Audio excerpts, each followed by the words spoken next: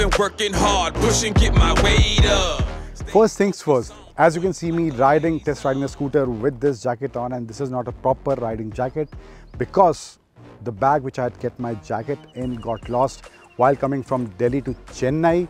Airline issues. Can't help it, can't do anything about it. But we at Times Drive never ever promote and encourage riders to ride without proper riding gear. So always wear your riding gear whether you're riding a scooter or a motorcycle.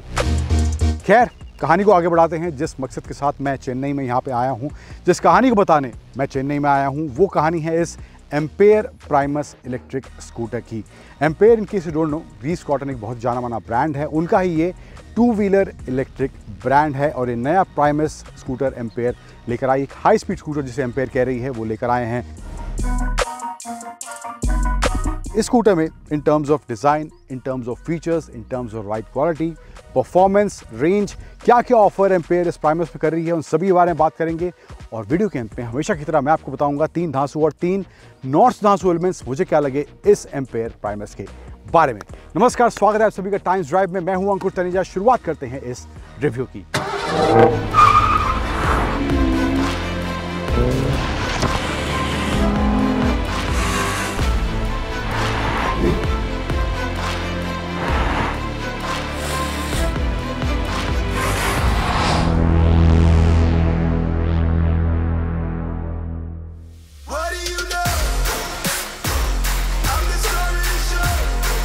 तो पहले फटाफट बात कर लेते हैं इस ampere scooter के बारे में। इन टर्म्स ऑफ फीचर्स क्या क्या देखने को मिलता है, डिज़ाइन क्या है। तो पहले डिज़ाइन की बात करूँ तो यहाँ फ्रंट में इंडिकेटर्स, हेलोजन बल्ब इस्तेमाल करा गया है, हेडलैम्प्स इसके एलईडी दिए गए हैं एंड डिज़ाइन में यहाँ पे थोड़े ग्राफिक्स फ्रंट में देखने को मिलेंगे। 4 कलर कॉम्बिनेशन इसमें दिए गए हैं, orange, blue, white, black and ये कॉम्बिनेशन जो है इस कलर में ब्लैक के साथ देखने को मिल रहा है एंड बाकी में भी ब्लैक के साथ ही है। एक फुल ब्लैक कलर भी इसमें ऑप्शन के तौर पर देखने को मिलता है। टायर्स की बात करूँ तो टायर्स को इसमें दिए गए हैं। टायर्स का जो साइज़ है वो है इसमें 90 सेक्शन के टायर दिए गए हैं 12 इंच के फ्रंट में एंड कॉम्यूटिंग सिस्टम देख सकते हैं, CBS का इस्तेमाल इसमें करा गया है। MRF के टायर्स यहाँ देखने को मिल रहे हैं एंड टेलीस्कोपिक फोक्स फ्रंट में इसमें दिए गए हैं। रियर में जो है वो ट्विन सस्पेंशन दिया गया है, मोनोशॉक नहीं है एंड दोनों साइड सस्पेंशन यहाँ पर इसमें देखने को मिल रहा है। साइड प्रोफाइल में आए तो साइड में यहाँ पे देखेंगे थोड़ा ये सिल्वर कॉम्बिनेशन भी इसके फ्लोर बोर्ड में देखने को मिल रहा है एंड साइड में भी वही कॉम्बिनेशन ऑरेंज ब्लैक वाला दिया गया है एंड प्राइमस की बड़ी सी ब्रांडिंग यहाँ पर इसमें देखने को मिल रही है।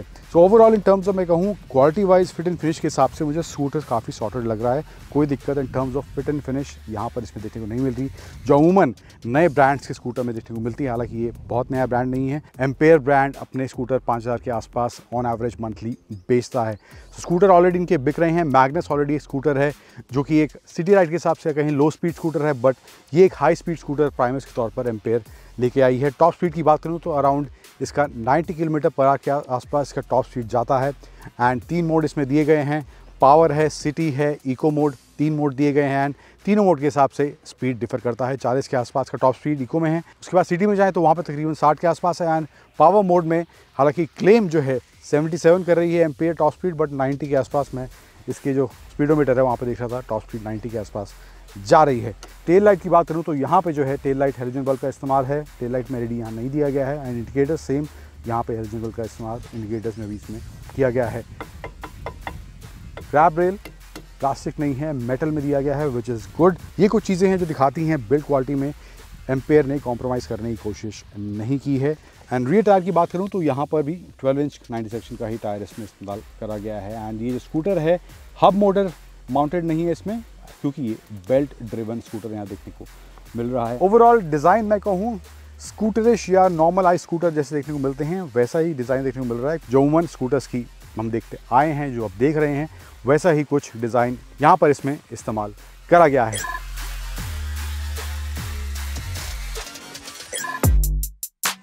बात करें यहाँ पे इसमें जो स्क्रीन दिया गया है, नेटिव डिस्प्ले दिया गया है, 4 इंच के आसपास का साइज़ यहाँ पे देखने को मिल रहा है एंड इन्फॉर्मेशन जो इसमें दिया गया है नॉर्मल स्पीडोमीटर है, जो इसका बैटरी परसेंटेज बार है वो देखने को मिल रहा है, बैटरी परसेंटेज कितना है वो भी देखने को मिल रहा है, बैटरी वोल्ट कितना यहाँ पे है वो भी इंफॉर्मेशन देखने को मिल रहा है। ओडोमीटर है, डिस्टेंस टू एम्प्टी है।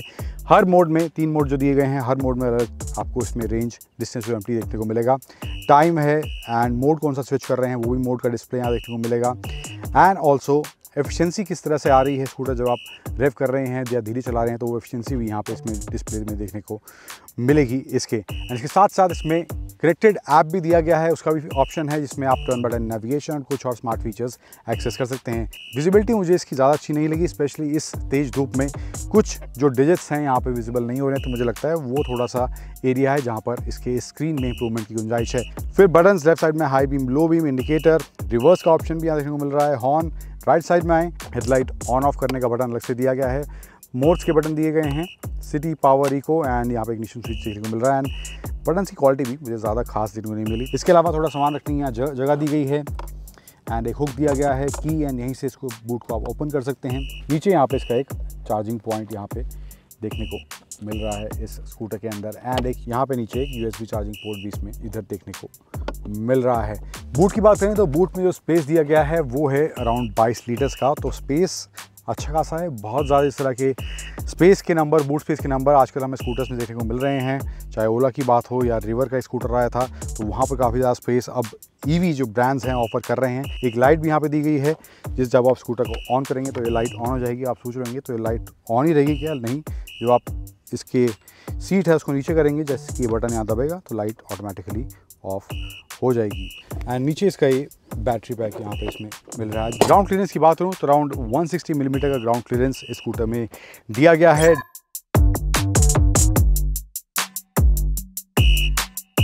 सो ओवरऑल ये कुछ डिटेल्स हैं इस एम्पेयर स्कूटर के design, features, boot space, hardware को लेकर जो भी इसमें दिया गया है।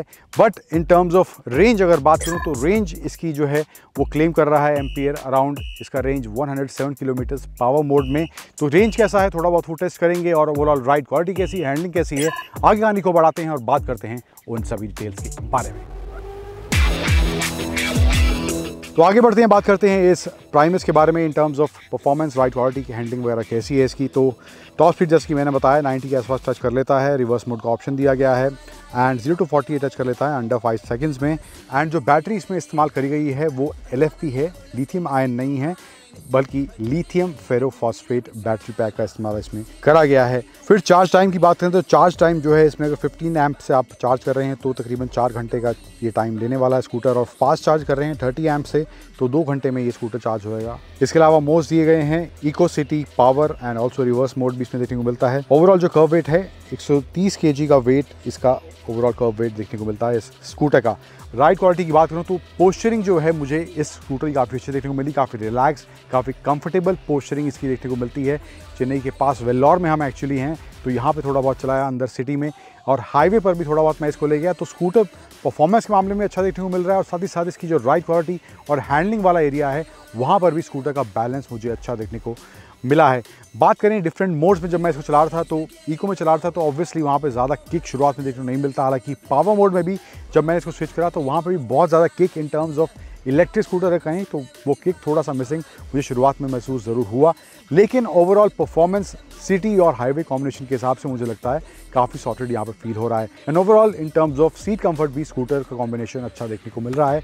सस्पेंशन थोड़ा सा मैं कहूँगा स्टिफर एंड पर है, बट अगर आप सही सड़क पर हैं तो वहाँ पर ऑब्वियसली कोई दिक्कत नहीं होने वाली है। थोड़ा बहुत भी अगर ख़राब पैच है तो वहाँ पर भी आपको अनकंफर्टेबल महसूस नहीं होगा। लेकिन अगर आप बहुत ही ज़्यादा ख़राब पैच पर चले जाते हैं, जैसा कि मैं चला गया था, तो वहाँ पर आपको अनकंफर्टेबल बहुत ज़्यादा महसूस होगा। लेकिन उस ख़राब रास्ते पे किसी भी तरह का रैटलिंग नॉइस मुझे स्कूटर में नहीं सुनाई दिया, तो वो भी एक अच्छा एस्पेक्ट मुझे स्कूटर को देखने को मिला। अगर चढ़ाई की बात करूं तो वहाँ पर इको मोड में थोड़ी सी दिक्कत आपको हो सकती है, एंड स्पेशली जब आप ख़राब रास्ते पर हैं, बट पावर मोड में स्कूटर पिकअप अच्छा देता है तो वहाँ पर कोई दिक्कत इन टर्म्स ऑफ इंक्लाइन देखने को नहीं मिलेगी। स्कूटर ईजिली पिक कर लेता है, चढ़ाई की बात हो तो वहाँ पर कोई दिक्कत देखने को नहीं मिलती है। ब्रेकिंग की बात करूँ तो ब्रेकिंग भी सॉलिड फील हो रही है। कॉम्बिनेशन ब्रेकिंग का इस्तेमाल करा गया है, CBS का इस्तेमाल करा गया है, तो ब्रेकिंग भी तेज़ रफ्तार, धीमी रफ्तार दोनों ही माहौल में सटीक तरीके से लग रही थी। कोई दिक्कत मुझे इन टर्म्स ऑफ ब्रेकिंग भी महसूस इसमें नहीं हुई है। अब बात करते हैं 3 धांसू और 3 नॉट सो धांसू एलिमेंट्स इस एम्पेयर प्राइमस के बारे में मुझे क्या लगे हैं। तो पहले बात करते हैं 3 धांसू एलिमेंट्स की। और पहला धांसू एलिमेंट है इस एम्पेयर प्राइमस की बिल्ड क्वालिटी, काफी स्टर्डी, काफी स्ट्रॉन्ग ये स्कूटर चलाने के दौरान फील होता है। एंड दूसरा धांसू एलिमेंट है इस प्राइमस का परफॉर्मेंस भी स्कूटर के हिसाब से, जिस तरह का स्कूटर है, जिस पर्पस का स्कूटर है, परफॉर्मेंस भी काफी अच्छा इसका देखने को मिलता है। और तीसरा धांसू एलिमेंट है इस एम्पेयर प्राइमस की राइड क्वालिटी, काफी कंफर्टेबल पोस्चर इस स्कूटर में चलाने के दौरान महसूस होता है। बात करते हैं 3 नॉट्स धांसू एलिमेंट्स, मुझे इसके बारे में क्या लगे, जिसमें से पहला नॉट्स धांसू एलिमेंट है इसका जो ये स्क्रीन दिया गया है। डिस्प्ले इसका मुझे लगता है इस तरह की धूप में थोड़ा और बेहतर डिस्प्ले इसका चाहिए, कुछ जो डिजिट्स हैं विजिबल नहीं हो पाती हैं।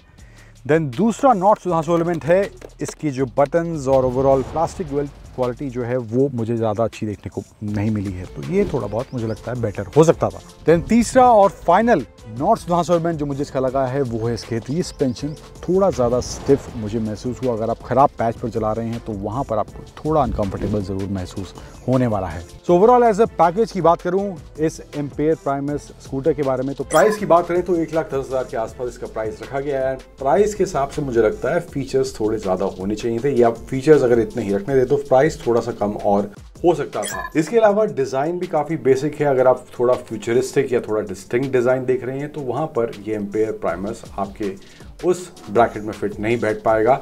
लेकिन जो इसके स्ट्रॉन्ग पॉइंट्स हैं, या कहे जहाँ पर ये स्कूटर अपनी दावेदारी अच्छे से ठोकता है, वो हैं इसकी build quality, fit and finish, ride quality, handling, performance. ये सब एरियाज हैं जो काफ़ी सॉर्टेड स्कूटर में फील होते हैं। एंड रेंज की बात भी अगर करूँ तो 1 किलोमीटर के आसपास अंदाजन आप इसको चला रहे हैं तो 1.5 किलोमीटर का रेंज का डिप इसमें देखने को मिलता है।